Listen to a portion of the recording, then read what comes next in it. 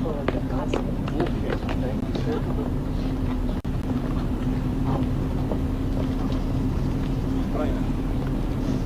Stephen, how are you? Hey, I'm good, thank you. Good morning, everybody. Who wants to go first? I'll ask. Do you plan on ramping up the or does the administration plan on ramping up deportations to El Salvador? And how many people do you want El Salvador to take from the United States? Well, as an example, there are thousands of either trained Nicaragua members left in this country or their affiliates and associates. So obviously some portion of those will be going to El Salvador as part of our effort to eradicate this foreign terrorist organization from the United States. But there's no upper limit to the agreement. We're going to continue to send foreign terrorist aliens to El Salvador as well as to many other countries. Is the president asking President Bukele today to send Mr. Abrego Garcia back to... Well, again, to be very clear about this, the Supreme Court ruled that the district court cannot, obviously, compel us to conduct diplomacy or foreign policy with another nation. So they overturned the district court order. And they said very clearly that the district court, it was actually a unanimous ruling, overreached in that ruling. I'm not going to reveal any head of state conversations or conversations at the State Department or the lower level. But the important point that we all agree on is that he's an El Salvadorian. That is his country of nativity and citizenship. He is an illegal alien in the United States. He has no lawful right to be here. He was issued a final order of removal from this country. And so up to El Salvador and to the government and the people of El Salvador what the fate of their own citizens is. We can't extradite citizens of foreign countries to our country over the objection of those countries. Obviously, to do that would be a monstrous violation of international law. We can't go into other countries and kidnap their citizens and then take them back into our country. That's up to El Salvador and their own. But you can ask them to send him back, right? But it's their own citizen, right?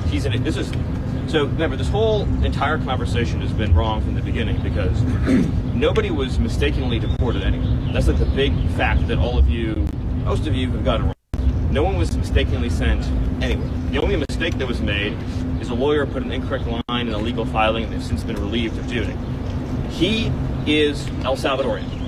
He is an illegal alien. He was deported to El Salvador. I would welcome anyone here to tell me what country they think we should be sending Salvadorian illegal aliens to. Didn't the judge order that he not be deported to El Salvador 5 years ago? So what you're referring to is an immigration judge. So that's Article 2, not Article 3. So there was no Article 3 restraint on his removal. A withholding order or a cancellation of removal order, first of all, as I'm sure you know, does not eliminate the deportation order, right? We all agree on that. So his status was he's an illegal alien who's been ordered deported, which means he can be indefinitely detained and removed to any other country in the world, right? He can to literally any country on the face of the earth. But the preference, general matter, is to deport someone to their country, right? In this case, El Salvador. Because he is a member of a foreign terrorist organization, holding orders don't apply to FTOs for obvious reasons. So if you had an illegal alien, say from Syria, who's a member of ISIS, they can't apply for withholding of removal. So that principle applies here. Furthermore, the gang that he said was going to persecute him, so the theory that he's an MS-13 and there's this rival gang, the 18th, doesn't exist anymore in El Salvador. So the entire concept is false. But again, when the media talk about the idea that there was a mistaken removal, it implies to, I think, a normal listener, the wrong person was sent somewhere. He's an illegal alien from El Salvador. Where was he sent? To El Salvador. Where does he belong? In El Salvador. Right? It's different he belongs, sending someone home and sending them into a prison that they could remain in for It is life. up to El Salvador how to handle the process for their own citizens. Again, what you seem to be asking us to do is to change the government and the laws of El Salvador. So if we deport somebody back to, for example, Syria, should we be closely involved on a day-to-day basis with the Syrian government, detailing that person's life and future? If we deport, say, 100,000 people back to Haiti, should we open a case file on each of those 100,000 people and ask every day, what's their housing situation? What's their healthcare situation? What might they need? What might they want? Once someone's out of our country, that becomes the problem of their host country, not our country. These people chose to invade us. So there's a lot of concern from the corporate media about the invaders, but they chose to invade us. It's our responsibility to return them back to where they came from, or another to take them. Is the president going to ask for him to be returned to the United States or not? Like, yes or no?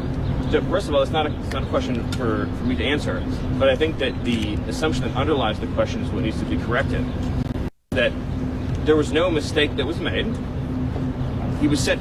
So what? Let me ask you. So what do you think would happen to if he came back to this country? As your understanding of immigration laws, what do you think would happen? But I'm just asking. It's important to know. About whether you're asking a lot of questions. The president. You're asking. You're all asking a lot of questions about this, and you all seem to care about it a lot. So let's see if any of you have researched anything about this issue at all. Can anyone here tell me what would happen to the illegal alien from El Salvador if he came back to the United States? Does anyone here know? Does anyone want to guess?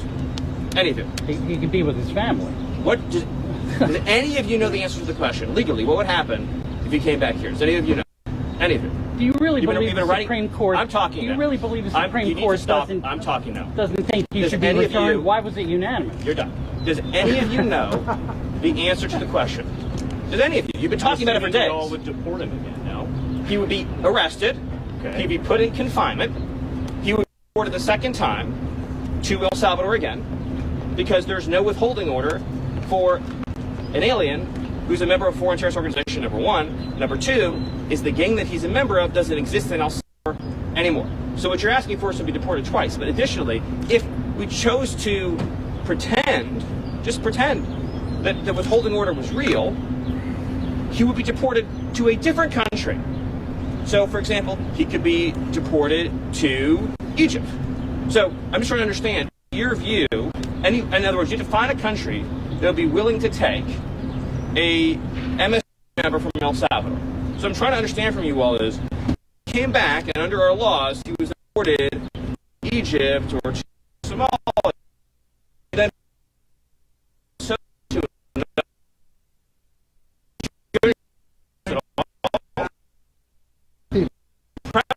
the gentlemen, the return guys, do you know deportation with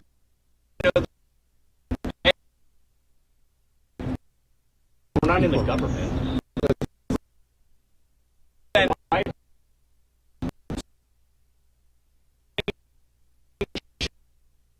Steven, we're not going racist, anywhere. please. On the gold cards. Just brand. Just in a withholding order.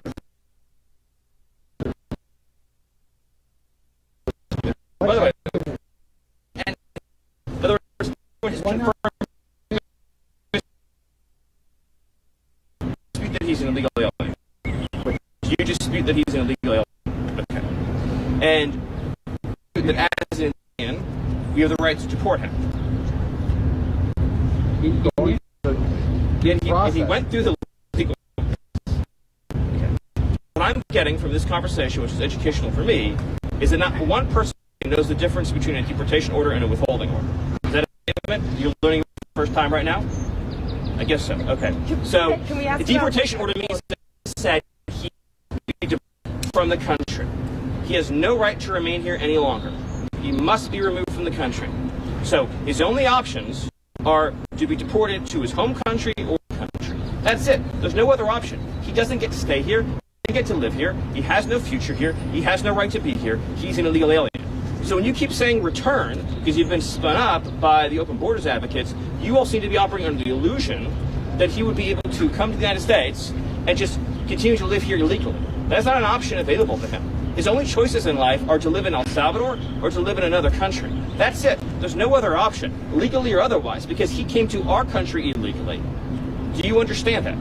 Stephen, can I ask, as a matter of policy, does the administration believe that immigration judges, because they're under DOJ, that their orders can be overruled by what the administration wants? Is that a general matter of policy? Well, actually, so specifically, is the Attorney General has authority to overrule the immigration law, and that's actually by statute. Yes.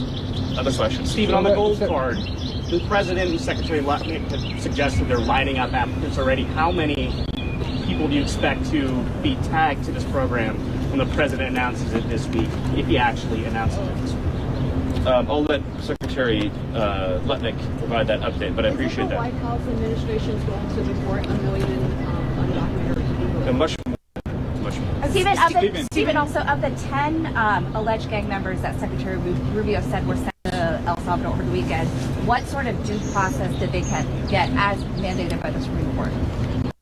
Well, you're talking about the alien enemies? Yes, the alien. So first of all, a number of those are MS-13. So again, those are just standard removals of El Salvadorians to El Salvador. And without, what evidence did you provide that they were MS-13? Okay, so we seem to be confused about this. Illegal aliens from El Salvador, again, get deported to El Salvador. Do you all appreciate that like tens of thousands of El Salvadorians have been deported to El Salvador? You seem to be under the impression that El Salvadorians living in our country illegally just get to stay here. They get arrested and deported. Then the fact that they're MS-13 just puts an extra priority on our deporting them. But we would deport someone to El Salvador regardless of whether or not they were MS-13 if they were here illegally. That's just an extra, because of the priority on public safety threats, we're emphasizing the removals of gang members, in this case, foreign terrorist organization gang members. But as to your other question, they went through all of the due process, as you would call it, that is required by law. So, but I just want to, what I find so mystifying is that I've been talking to you all for a very long time. I legitimately, in my entire, going back years actually, in my entire professional life, I've never received this many questions from the media about an American who was raped or murdered by an illegal alien. Legitimately never. And all of you who are enjoying your lives and doing quite well, if you had children and you were living near any of these people, you would move away immediately. You would call the police immediately. You would call us and ask us to make you and your family safer immediately. And you thank your lucky stars every night that you have enough means and enough money not to live in communities where, say, illegal alien pedophiles offend and reoffend and keep reoffending and keep reoffending. There's an expression there, but for the grace of God go I. The Biden administration apprehended 2 illegal aliens from Venezuela. They were trained to Aragua. There'll be a lot more to do, but the story I'm telling you today. And they decided they were entitled to an enormous amount of due process. And they didn't feel they had enough evidence to just deport them right away. So they put them on a monitoring system known as supervised release. You're familiar with this case. But a few weeks later, they kidnapped a young girl named Jocelyn Nungary, who was 12 years old at the time. I'm sure you've seen pictures of her. Just the most perfect girl you could possibly imagine. And her mother loved her very much. She was tied up, savagely beaten, stripped naked, tortured to death, murdered. Her body was dumped into a lake.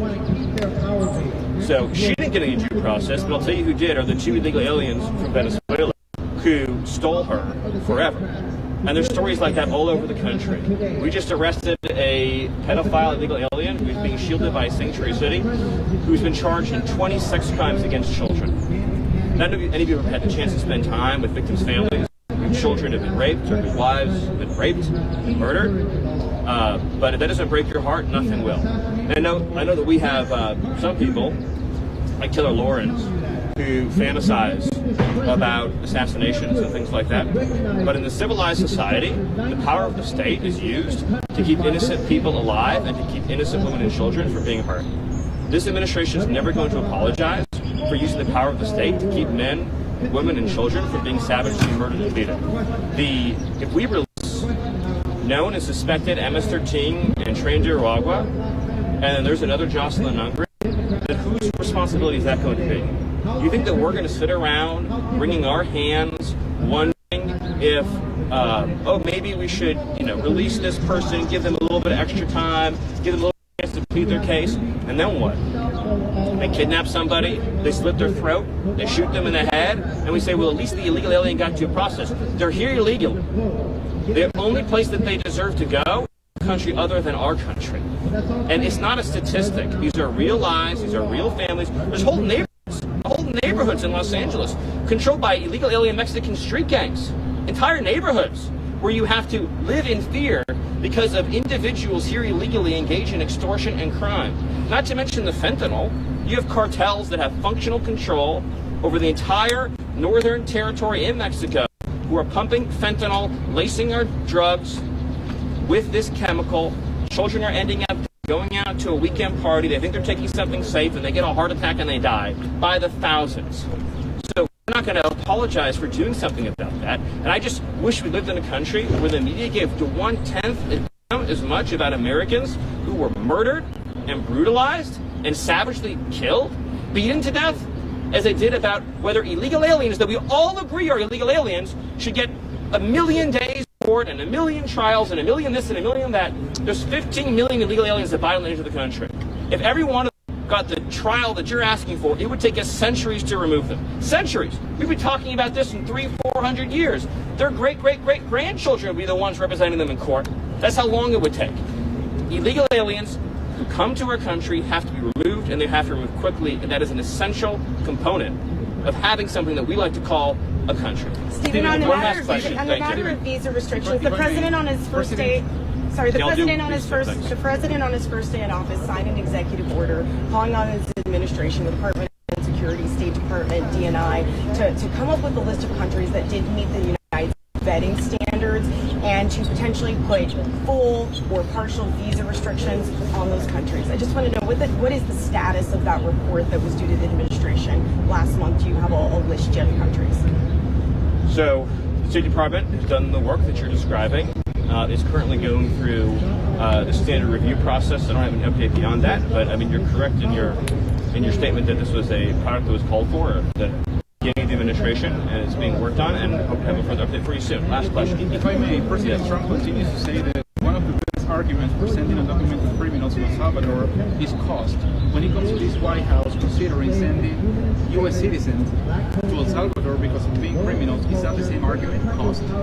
So the El Salvadorian deportation program is for illegal aliens, but I would also say that on the cost point, what we're referring to is the fact that long-term incarceration in the States, I don't know, it's like 100x what it costs to send somebody to El Salvador. So that's the illegal alien commits a crime in this country and then has to go into our judicial and penal system.